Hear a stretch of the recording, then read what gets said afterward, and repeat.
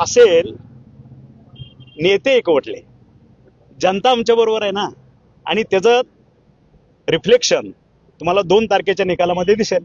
राज्यात पण एक वाक्यता कुठं महायुतीमध्ये दिसत नाही. आपण राज्याचे नेते आहात ते शिवसेनेचे नेते आहात, काय मिसकम्युनिकेशन झालं हे सगळ्या महायुतीमध्ये? कशामुळे? नाही, मिसकम्युनिकेशन वगैरे नाही. कसं असतं, हे जवळपास 5-7 वर्षानं ह्या सर्वसामान्य कार्यकर्त्यांच्या इलेक्शन आलेले आहेत, लागलेले आहेत.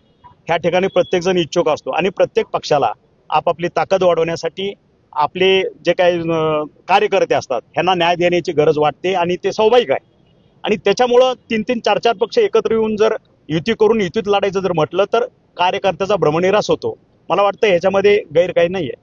ज्यावेळेस तुम्ही राष्ट्रवादीवर टीका केली की सत्तेशिवाय राहू शकत नाही, त्यावेळेस प्रतिटीका अशी झाली की मंत्रीपद न मिळाल्यामुळे तुमची अस्वस्थता आहे, या पद्धतीनं तुमच्यावर टीका करण्यात आली.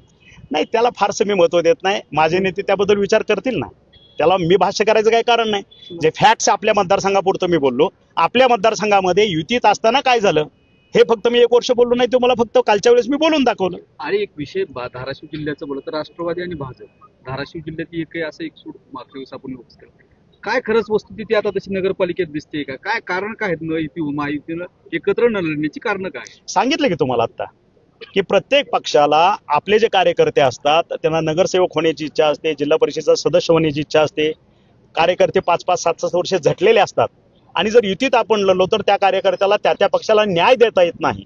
आणि म्हणून कुठेतरी हा विसंवाद किंवा आपापल्या कार्यकर्त्याला खुश करण्याचे एक धोरण असू शकतं, सगळ्यांचंच असू शकतं.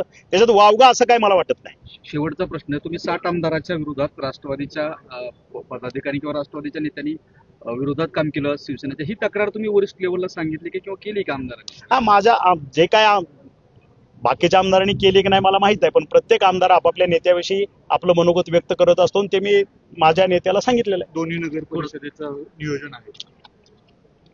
खरं तर हे इलेक्शन लागलं त्यावेळेसच ह्याचा निकाल फिक्स झालेला आहे. कारण माझे दोन्ही पॅनल, परांड्याचा असेल किंवा आपल्या भूमचा असेल, दोन्ही ठिकाणी अहोरात्र झटणारे आमचे लोकप्रतिनिधी आहेत, माझे नगरसेवक आहेत.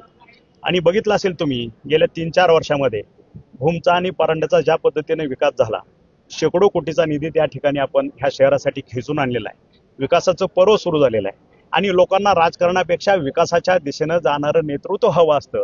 हे तुम्हाला येत्या हे इलेक्शनमध्ये, ह्या नगर परिषदेच्या इलेक्शनमध्ये हा मतदार राजा कोणाबरोबर आहे हे तुम्हाला दिसेल.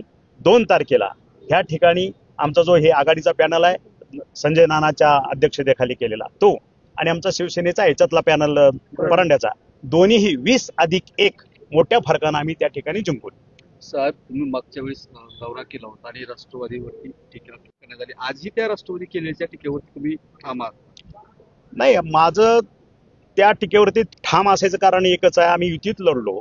युतीत लढल्यानंतर मला वाटतं सर्व पत्रकार बंधूंना सुद्धा माहीत आहे की दोन्ही राष्ट्रवादी ज्या पद्धतीने एक ताकदीनं माझ्या विरोधात इथं लढल्या, मग त्यांना काय अधिकार आहे माझ्यावरती टीका करायचा? आणि त्यांनी माझ्यावरती कुठलंही भाष्य केलं असेल तर मला त्याचं उत्तर द्यायचं काही गरज नाही.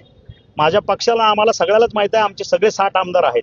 प्रत्येक जण सांगतो त्या ठिकाणी आमच्या विरोधात राष्ट्रवादीनं कशा पद्धतीनं काम केलेलं आहे. त्याच्यामुळे आम्हाला त्याच्यावरती परत भाष्य करायचं काही कारण नाही. शिवसेनेच्या